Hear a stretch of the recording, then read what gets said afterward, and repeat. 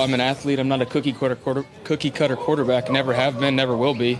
I speak my mind. That's just how I am. So I didn't like the move, and people don't have to care. I mean, I'm not looking for anybody's approval. I don't regret any of it. You know, it's about this team and what we have, and we have to stick together and play together.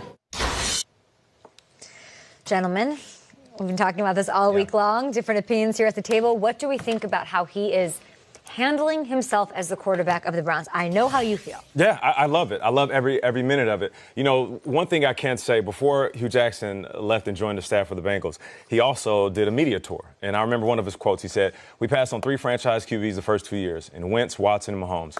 We played with a QB room of 0 wins in the league." He said, "We played with street free agents and wide receivers, yet our offense still the same." So immediately he almost went to shift the blame, which I don't blame Hue for speaking his piece. Do your thing. I'm a big Hue Jackson fan. I'm just trying to get people to understand what Baker's seeing. So Baker hears that. He hears his former coach talking about his organization that he's still with, and then he goes and joins the opposition. Keyword opposition. What's getting lost in here is that he is the opposition. It's okay for Baker Mayfield to look at Hue Jackson as the opposition. One of my favorite quotes I heard recently is, "Opposition inflames the enthusiast, never comforts him."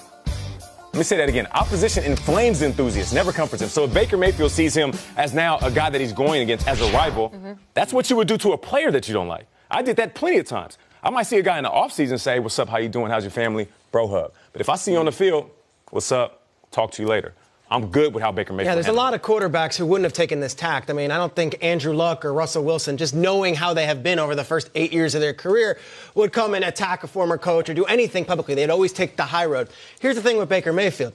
We knew what we were getting. Yeah. This is exactly what he was in college. This is what he was in the combine. This is what he was in Hard Knocks.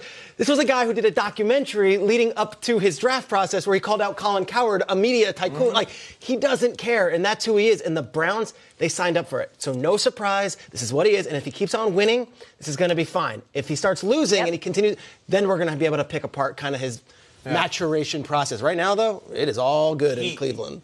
He shouldn't have done this, all right? He should have said, "I wish you the best. You brought me in." He shouldn't have done that.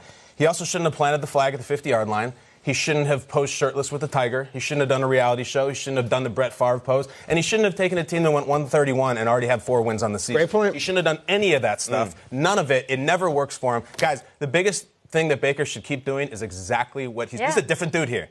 Cleveland's waiting 20 years for a guy like, I think they're waiting 50 years for a guy. They talk about changing the society and changing the program. Coaches can't do that. Quarterbacks do. Do exactly what you're doing because it's working.